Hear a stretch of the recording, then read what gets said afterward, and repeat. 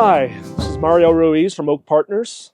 I'm here in beautiful Breckenridge, Colorado right now, and as you can probably tell from the snow on the trees behind me, it is still wintertime. In fact, it's mid-March. But what I want to talk to you about today is what we have coming up in November. And yes, that is the presidential election. Presidential elections are always interesting years, to say the least, and I think we'll have no shortage of interesting things happening this year.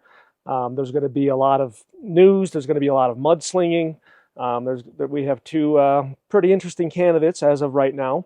We'll see if they're the ones that are running in November, but as of right now, definitely candidates that have the public's attention. So the reason I want to talk about the presidential election is because we are getting a lot of questions at Oak about what we should do in a presidential election. And the first thing I want to say is do not let short-term happenings affect your long-term investment goals. So yes, it could be a volatile year.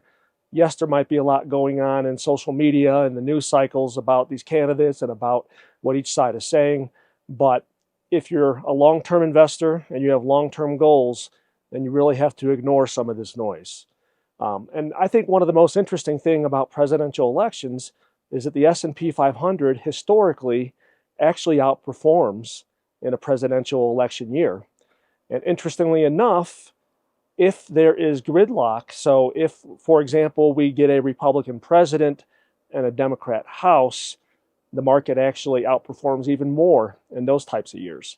Nobody's exactly sure why, but it probably has something to do with the market kind of liking the gridlock that might occur in Washington instead of one side having its way. So again, it's going to be a wild ride, but hang on.